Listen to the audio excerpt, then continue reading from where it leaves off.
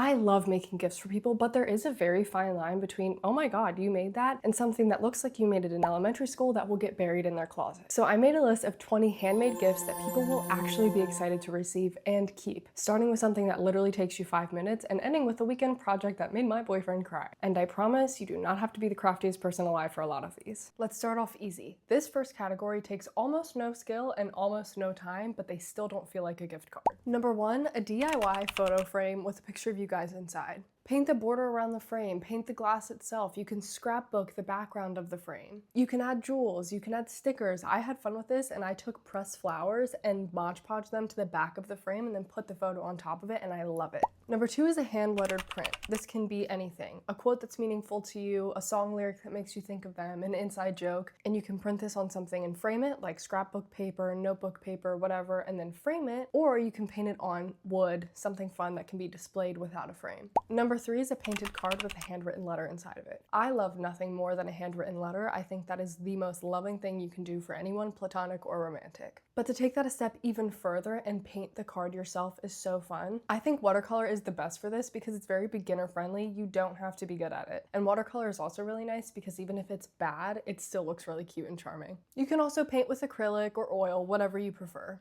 Or you can just draw on it. Number 4 is a way to display dried bouquets. If you can't tell, I'm a sentimental person. I love keeping flowers. So this can be something to display a full-size bouquet, like something to mount it on your wall with, but I personally love taking a few flowers from the bouquet and making a mini bouquet.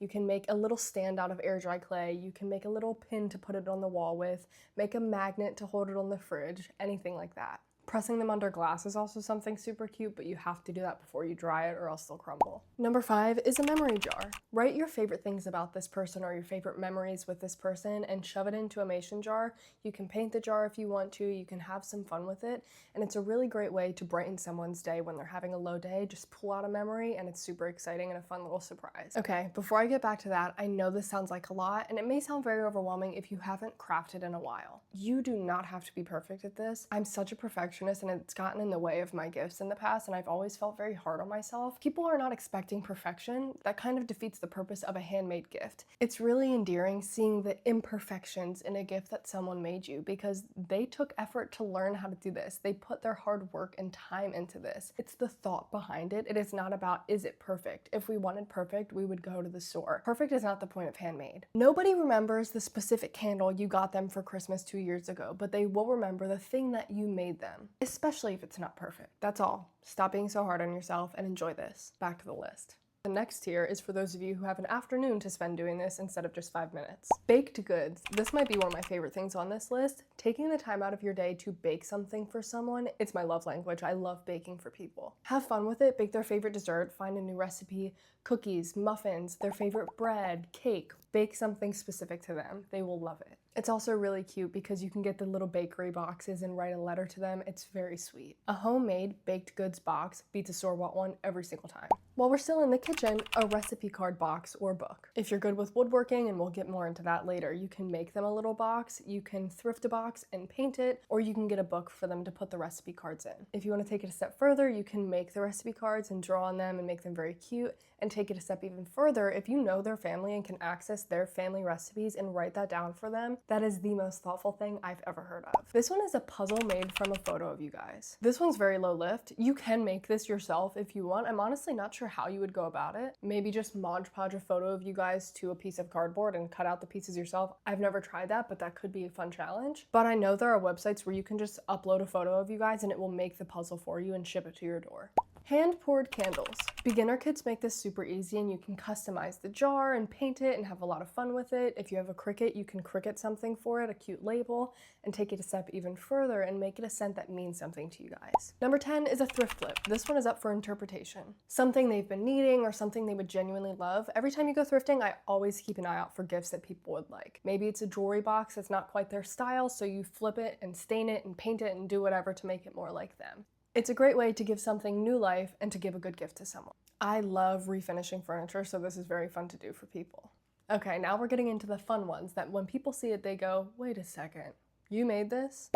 A drawing of something significant to you. I did this for my boyfriend for our first anniversary, and I drew the place we had our first date and I did a little mock-up of us inside of it.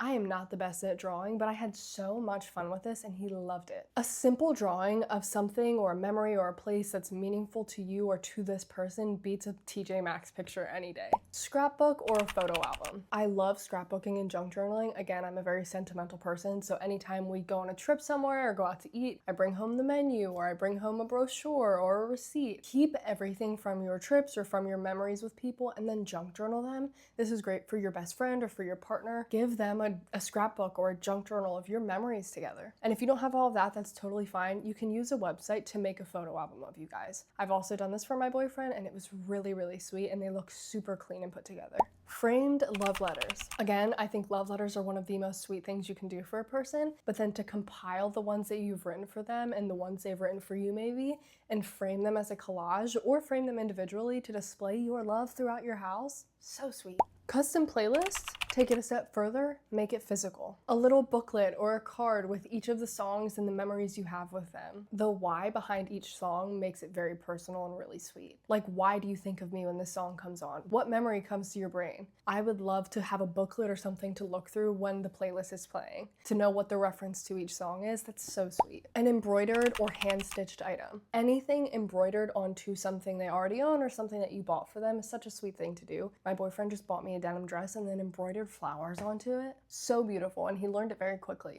A resin piece.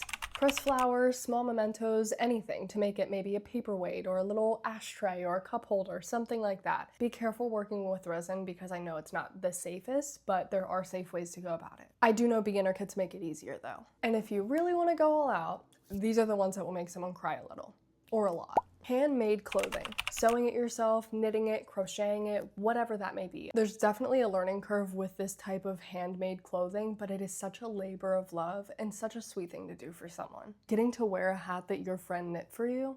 Woodworking, a bookshelf, a recipe box. My boyfriend made me a flower press. These definitely require a bit more tools and a bit more knowledge and research, but it is a labor of love and it is so fun. Speaking of flower press, there are a lot of different ways you can make the flower press that doesn't have to be woodworking. You can just get 2 wooden slabs and make it that way. A story quilt. This is sort of like a junk journal, but not.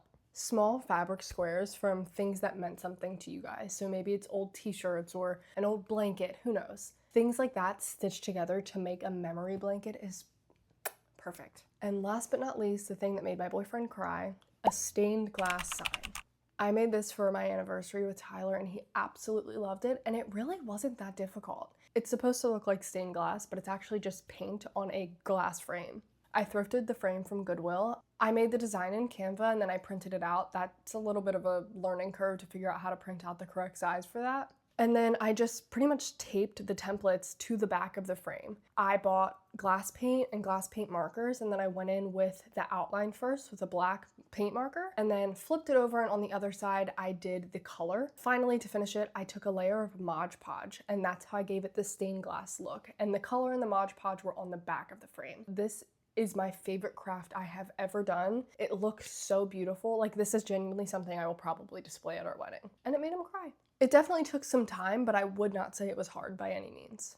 So there you go, 20 ways to skip the gift card, save yourself some money, get off of your phone, and start creating again. Anything ranging from a 5-minute craft to an entire weekend thing. And the reaction that you will get from your loved ones when you give them these gifts is the reason why Handmade wins every single time. Let me know which one you're gonna try, and I would also love to hear in the comments what are some handmade gifts you've made in the past, because I'm always looking for more ideas. I'll see you next time, friends.